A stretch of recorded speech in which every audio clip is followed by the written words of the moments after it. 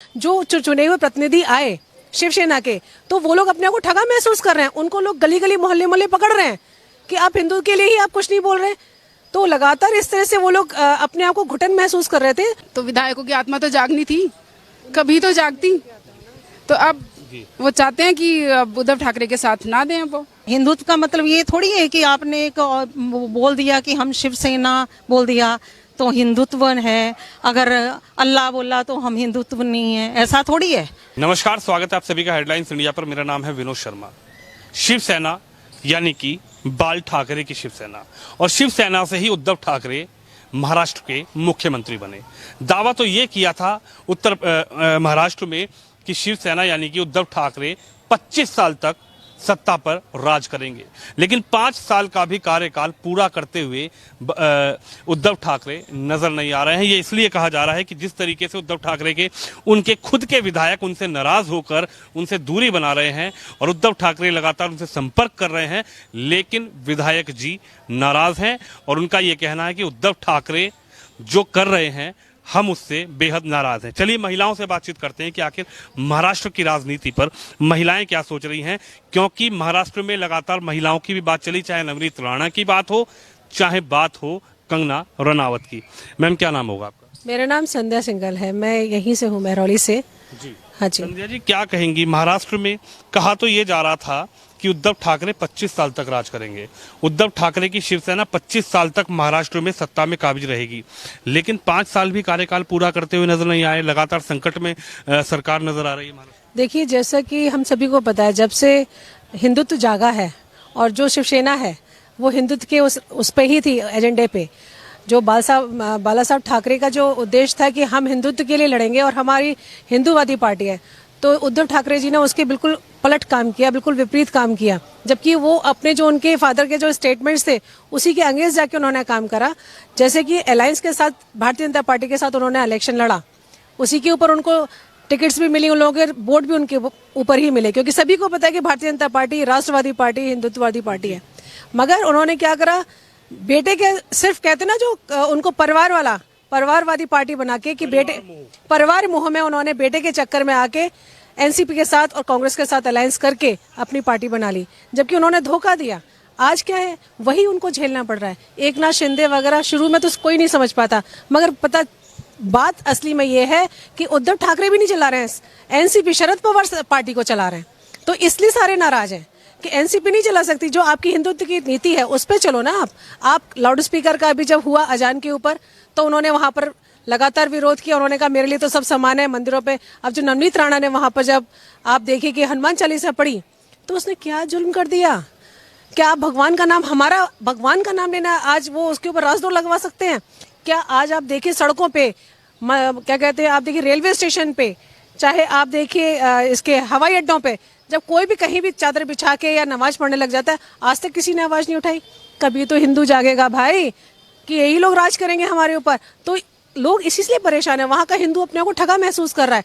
जो चुने हुए प्रतिनिधि आए शिवसेना के, तो वो लोग अपने आप को ठगा महसूस कर रहे हैं। उनको लोग गली गली मोहल्ले मोहल्ले पकड़ रहे हैं कि आप हिंदू के लिए ही आप कुछ नहीं बोल रहे। तो लगातार इस तरह से वो लोग अपने आप को घुटन महसूस कर रहे थे। तो एकनाथ शिंदे जी ने, उनका था कि हम हिंदुत्व को जागृत रखना है हमें, और ये तो बर्बाद हो गए। इन्होंने तो एनसीपी शरद पवार के चक्कर में आके उन्होंने वही करते हैं। तो इन्होंने कहा कि नहीं, अब हमें अपनी यहाँ वो दल नहीं बदलेंगे, शिवसेना ही रहेगी, मगर उसका प्रमुख कोई और होगा। उद्धव ठाकरे जी भी नहीं रहेंगे उसके प्रमुख।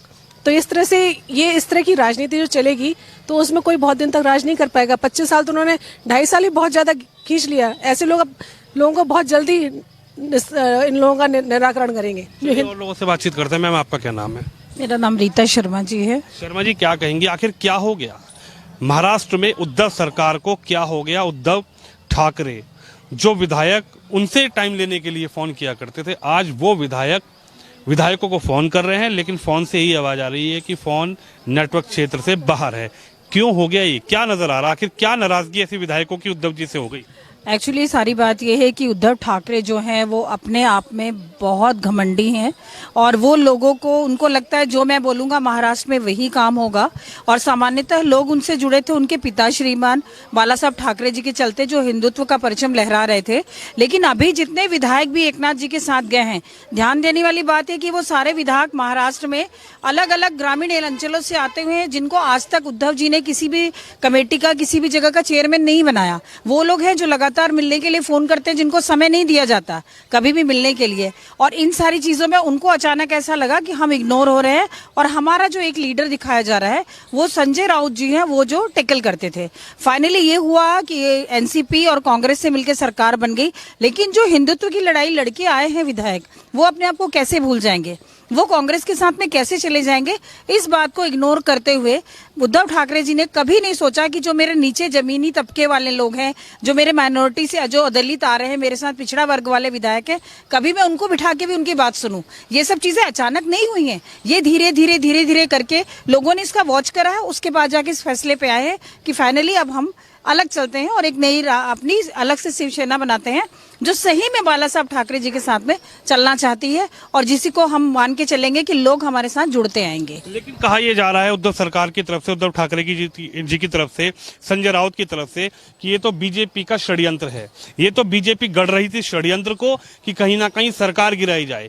जैसे बीजेपी उन्होंने कहा कि बीजेपी ही हमारे विधायकों को भड़का रही थी और विधायकों को लेके चले गए। भाई सबसे बड़ी बात है कि बीजेपी के पास में इतने स्टेट में गवर्नमेंट है कि उसको महाराष्ट्र में सरकार गिरा के आने की जरूरत नहीं है। अगर वो आज भी चुनाव कराते हैं तो आज भी हम और हमारा गठबंधन जीत के आता है बीजेपी का।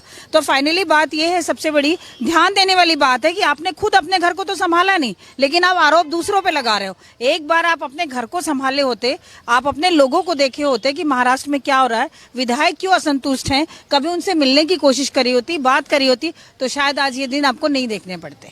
इसलिए पहले अपने घर को संभालो। और रही बात एक और है, इन्होंने लगातार महिलाओं का अपमान किया, इन्होंने कंगना जी का घर तोड़ा, इन्होंने नवनीत राणा के साथ करा।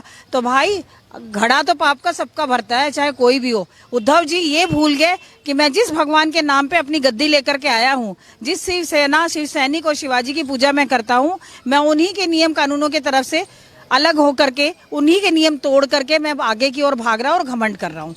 तो इस बात पे उनका हश्र जो होना वो निश्चिंत था और वही हुआ है। क्या कहेंगे, महिलाओं की बड़ी बात चली महाराष्ट्र में, चाहे कंगना हो चाहे नवनीत राणा हो। कंगना ने तो कहा था कि आज मेरा घर तोड़ रहे हो, कल आपका घमंड टूटेगा। इस बात की चर्चा भी इस प्रकरण को लेकर देखी जा रही है। उधर चाहे नवनीत राणा हो, नवनीत राणा ने कहा कि मैं हिंदुत्व की बात करती हूं, इसलिए मेरे ऊपर देशद्रोह लगा दिया गया। लेकिन ये जो विधायक है, ये क्यों उद्धव जी से नाराज हो गए? ऐसा है, कंगना या नवनीत राणा को भारतीय जनता पार्टी से कोई अलग पद नहीं दिया गया था। अगर उनके साथ कुछ हुआ है तो उन्होंने ये स्टेप लिया। और दूसरी बात, कौन सी हिंदुत्व है जो नवनीत राणा को हनुमान चालीसा का पाठ करने से रोक रहा था? वो कैसा हिंदुत्व है? और आज अगर बात हिंदुत्व पे आ रही है, और उनके जो एकनाथ शिंदे जी हैं, उन्होंने तो यही बोला है कि अगर आप इस पार्टी से हटके, क्योंकि उसके रिजल्ट सामने आ रहे हैं, कांग्रेस के रिजल्ट सामने आ रहे हैं कि उन्होंने क्या किया, कैसे किया। और कल पवार जी ने यहाँ तक बोल दिया कि आप उनको जाके मुख्यमंत्री का पद सोचने की देने के लिए सोचें, कि वो अगर वो बात करें, अगर वो मानते हैं तो एकनाथ शिंदे उसके लिए तैयार नहीं है। वो उसके लिए बिल्कुल तैयार नहीं है। उनका नाराजगी किस बात की है? नाराजगी इनकी हरकतों की नाराजगी है। महाराष्ट्र के में जो हिंदुत्व पे हो रहा है, कल वो भारतीय जनता पार्टी के साथ मिलके हिंदुत्व पे अपना परचम लहरा रहे थे, आज अगर उससे अपोज जा रहे हैं तो सब कुछ पब्लिक को दिख रहा है। हर आदमी देख रहा है हिंदुत्व कहाँ है। और हिंदुत्व का मतलब ये थोड़ी है कि आपने एक बोल दिया कि हम शिवसेना बोल दिया तो हिंदुत्व है, अगर अल्लाह बोला तो हम हिंदुत्व नहीं है, ऐसा थोड़ी है। हिंदुत्व तो अपने अंदर डालना होता है। वो आपने पहले दिखाया, जब राम मंदिर बना तब आपने बोला कि हमने राम मंदिर के लिए ये किया वो किया, तो अब कहाँ चला गया? अब उनको भारतीय जनता पार्टी अगर हिंदुत्व पे चल रही है, अब तो क्लियर हो गया कि भारतीय जनता पार्टी हिंदुत्व पे चल रही है और चलनी चाहिए। क्यों नहीं चलनी चाहिए? अगर वो चल रही है तो आपको उनसे परहेज क्यों है फिर? तो आप कांग्रेस के साथ मिलके चलना चाह रहे हो, तो कांग्रेस के साथ मिलके पब्लिक को भी पता है, अगर आज चुनाव करा दिए जाएं तो दूध का दूध पानी का पानी हो जाएगा। चलिए आपसे बात करते हैं। नाराजगी तो यही है कि जिस बेस पे ये पार्टी खड़ी हुई थी, बाला साहब ठाकरे ने जिस हिंदुत्व पे जो नाज करते थे, उन्होंने उद्धव ठाकरे ने उनकी नाक काटी कांग्रेस के साथ मिलके। तो जो जिस बेसिस पे ये पार्टी थी वो तो उसे भूल ही गए। राम मंदिर के में कितने कार सेवक जो थे यहाँ से गए थे, शिवसेना के भी गए थे, लेकिन जब ये उद्धव ठाकरे आए तो राम को भूल ही गए। तो जो राम को भूल जाएगा वो फिर वो कैसा हिंदू? और वो विधायक जो जीत के आ गए, अगर उनसे बोलेंगे कि राम नहीं है, राम तो होता ही नहीं है, कांग्रेस की विचारधारा तो यही है ना, तो वो कैसे अपने मन को कब तक वो कुंठित रख सकते हैं? तो कभी तो उनकी आत्मा जागेगी ना। लग रहा है कुंठा फूट गई। बिल्कुल, उनकी कुंठा अब ज्वाला बन के बाहर निकल रही है, तो अपना बदला तो लेंगे ही वो। और देखो संतों की जो हत्या हुई है महाराष्ट्र में, कितनी बेदर्दी से उनको मारा गया है। मतलब आप वीडियो देख के रोने लग जाते हो।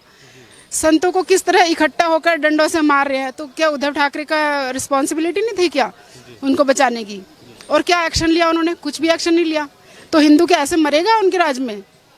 तो विधायकों की आत्मा तो जागनी थी, कभी तो जागती। तो अब वो चाहते हैं कि अब उद्धव ठाकरे के साथ ना दें वो।